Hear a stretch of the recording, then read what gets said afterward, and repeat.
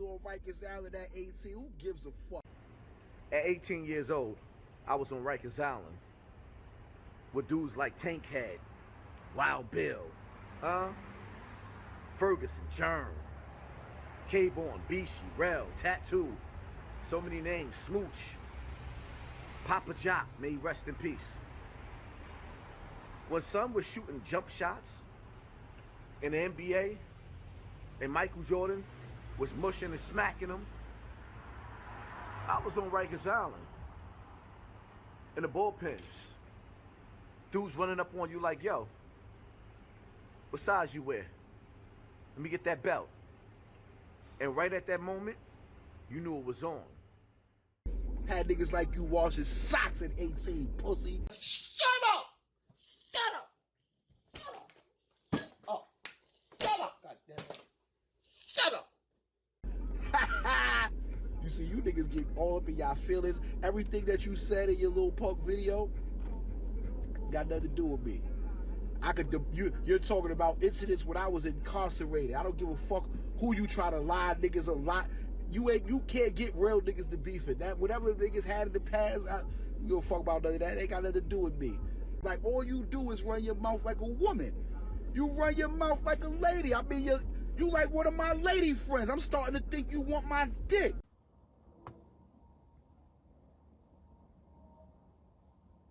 Like for real, like I'm starting to feel offended.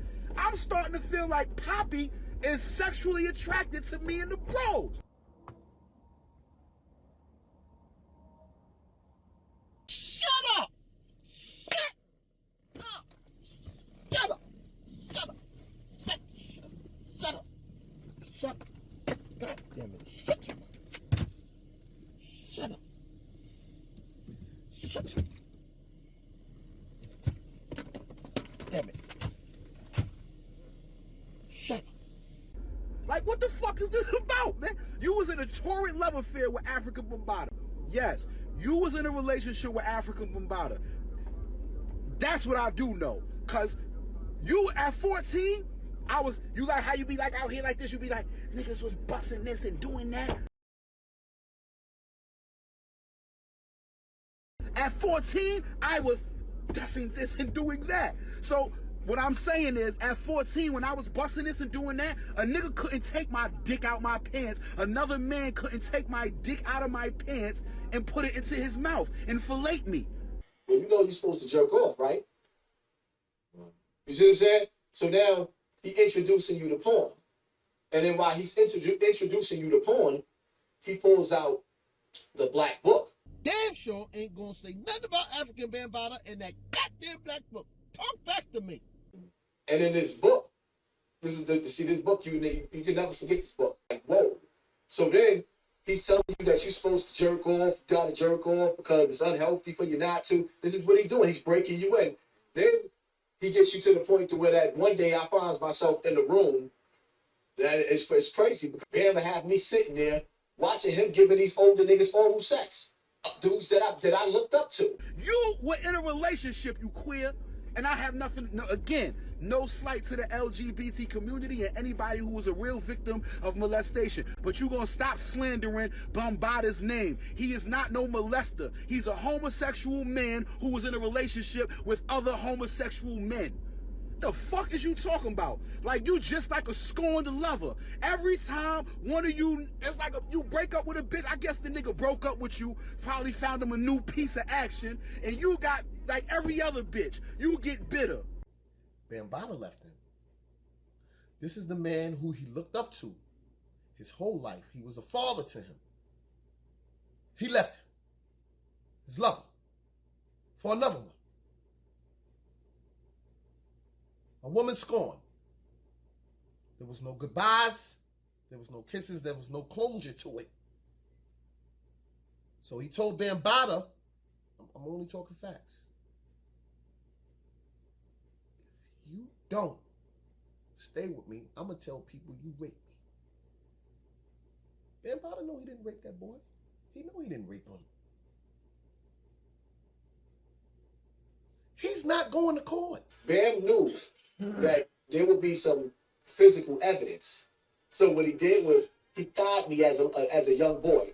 he thied me as a young boy, where he basically rubbing his penis in between your thighs and not going into your anal cavity, because he probably realized at me being so young, the damage, I would probably have to go to the hospital. He would probably have to answer. He knew that man was not stupid. So my first experience, and see, he can't call me a liar because at the end of the day, I know where the house is at. I know he owns a house in Connecticut. At 14, Hassan keeps talking about how he was a gangster, he was outside, he was doing this, he was doing that. So at 14, you didn't know it wasn't right for this grown man to take your penis out of your pants and fillet you over and over and over again while you watched porn? Huh? You was in a relationship. You was in love. You stood by that man's side long after that. The fuck? Fuck, you got Stockholm Syndrome? You fell in love with your abuser, bitch?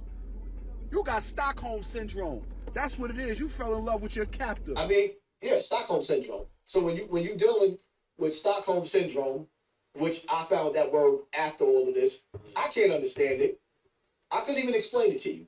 I couldn't give you an answer because I don't understand it myself. What I will say is like they said, Jamie Foxx said in the comedy. No, not Jamie Foxx. Chris Tucker.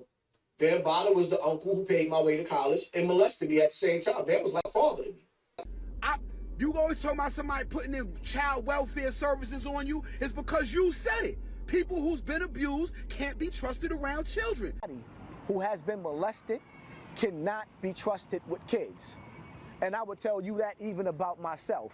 Anybody who has been molested cannot be trusted with kids. He fell in love with his captor. Fuck out of here, you stupid ass bitch. Yeah, let's be eccentric. Let's both of us get let's both get eccentric now. You fucking weirdo. Hold on, y'all. You don't want no parts of this?